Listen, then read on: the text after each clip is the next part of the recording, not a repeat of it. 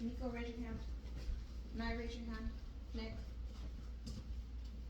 Okay. My name is Daniela Hayes, and this is my speech about how stress has certain effects. Do you ever notice that when you're stressed, you end up getting sick, or you make your situation worse, which causes you to stress even more? When your body enters stress mode, it also enters fight and flight mode, where it makes your muscles tense up. Throughout the speech, I want you to think about what is stressing you. How do you feel when you're stressed, and how do you cope?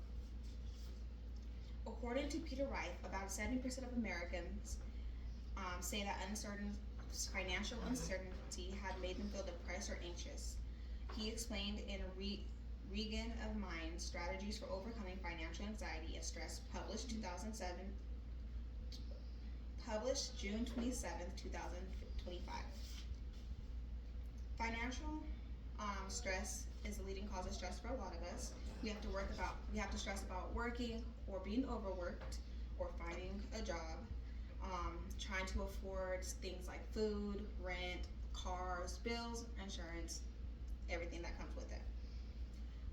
We also stress about personal growth. We're trying to be better for our kids or for future generations, and we're also trying to fix our own trauma so we can be better for ourselves and maintain our relationships.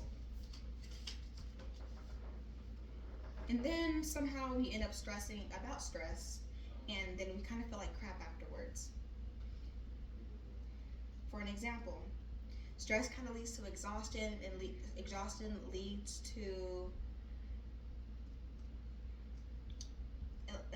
and being exhausted makes it hard for us to concentrate. We are constantly in survival mode, what makes us really anxious, makes our heart beat really fast. We become,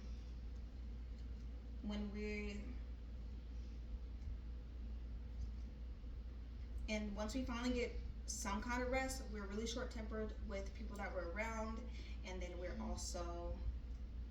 kind of crash once we finally get to go to sleep, and then it's hard to wake up all the way. Once we wake up, we're still kind of groggy, moving around, not really aware because our body still wants more sleep, trying to catch up. Which can kind of ruin and because we're kind of grumpy and irritated, we kind of ruin relationships. We start being mean to everybody, cussing everyone out, unfortunately. Those who work more than 55 hours per week had a 13 greater risk of heart attack and 33% more likely to suffer a stroke compared to those who worked only 35 to 40 hours per week, according to Harvard Health, December 14th, 2015. So we are literally working ourselves to death.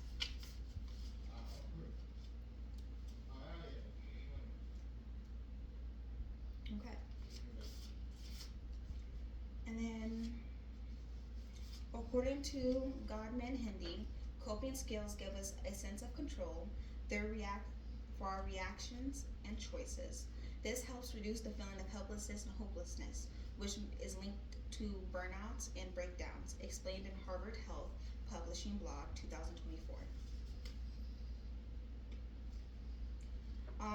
Coping skills are really useful. Sometimes it can be as simple as taking a walk to cool down when you're really frustrated or really anxious. It really helps us to gain control of the situation and ourselves. We kind of enter more of a recovery mode where we're able to kind of relax our body. Once you get to a point where you feel so tense and you want to scream, you gotta take a second. You gotta take a second and find your coping skill. Okay. Thank you so much for listening to the reasons we stress, what happens to our minds when we stress, and the situations, and how we kind of make situations worse, and thinking about coping skills that we have when we're stressed. Please take care of yourself. Pay attention to those stressors. Pay attention to how it affects your body, and please find a coping skill. Have a wonderful day. God bless you. Look up.